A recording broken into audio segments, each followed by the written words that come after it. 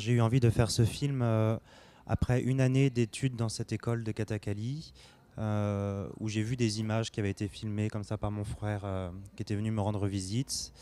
Et en fait, j'ai été moi-même tellement impressionné par cet enseignement, par l'aspect fort visuel de cet enseignement, que j'ai eu envie d'en faire un film. Alors, avant même de rencontrer Cédric, j'ai commencé par demander évidemment à l'école s'il était possible de faire un film et s'ils étaient d'accord avec cette idée-là. Et ça, je l'ai demandé peut-être en fin de deuxième année là-bas. Donc, je pense que c'est quand même le fait de savoir que j'étais déjà là, bien intégré, et qu'ils me connaissaient bien, qu'ils ont autorisé de faire un film dans leur école. Et ensuite, j'ai rencontré Cédric pour ce projet, et ça n'a pas été non plus une chose facile que de trouver la bonne personne pour ce projet. Qu'on a fait en plus sans financement, donc c'était vraiment, il fallait trouver quelqu'un qui était prêt à le faire dans ces conditions-là, mais surtout quelqu'un qui pouvait être dans ces murs sans que ça perturbe les enseignants, les élèves. Et ça, c'était à moi de sentir si ça allait le faire ou pas. Et j'ai rencontré plusieurs personnes avant Cédric, et donc ça a été vraiment un feeling avec lui pour lancer l'aventure avec lui. Le montage s'est fait en deux étapes en fait. Il y a eu deux tournages et deux étapes de montage. Après la première session de tournage, on a fait un montage à deux, Cédric et moi, qu'on a montré dans un cercle fermé comme ça d'amis pour avoir des retours. On n'était pas complètement satisfait de cette version et surtout il nous manquait des choses en termes d'image. Donc on est retourné tourner. Et ensuite, on a réessayé de monter Cédric et moi et on a pu réussir, on a bloqué.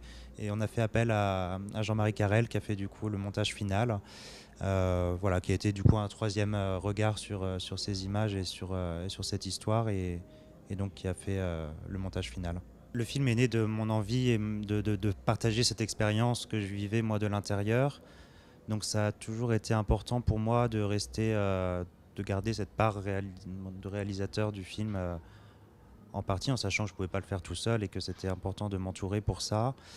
Euh, oui, ça a été difficile de faire certains choix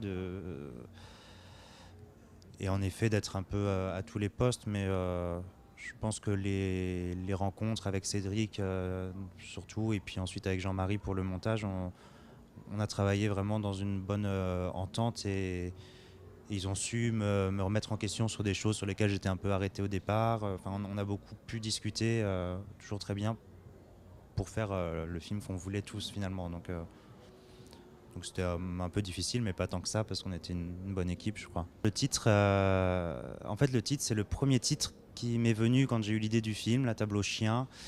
Et simplement parce que tous les matins, en allant à l'école à 4 heures du matin, au moment où vraiment il se passait rien dehors, il y avait cette table qui la journée était une boutique qui était squattée par tous les chiens errants du quartier. Et voilà, j'en passais devant chaque matin et du coup c'est ce titre qui m'est apparu.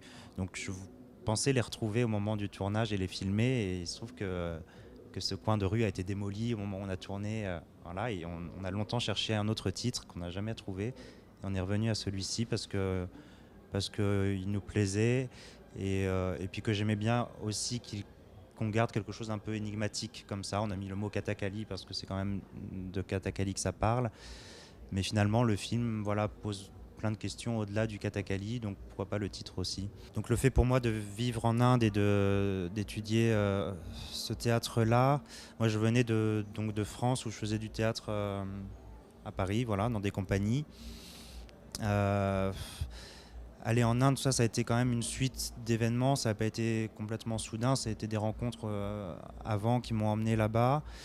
Et j'y ai reconsidéré vraiment ma façon de voir le théâtre et surtout de travailler dans la rigueur, dans la précision. Enfin, l'aspect sacré, je pense, du Katakali m'a renourri au niveau de mes convictions premières de faire du théâtre et pourquoi on fait du théâtre et quelle importance ça a de monter sur un plateau pour parler pour raconter une histoire ou faire passer quelque chose. Euh, donc c'est un mode qui est très différent du mode occidental et en même temps, voilà, c'est une suite pour moi d'événements qui m'a fait évoluer vers ça et qui m'a fait changer ma façon de voir les choses et de travailler aujourd'hui. Maintenant, mes projets, ils sont très différents de ceux que je pouvais avoir il y a 5 ans ou 6 ans avant de découvrir le Katakali.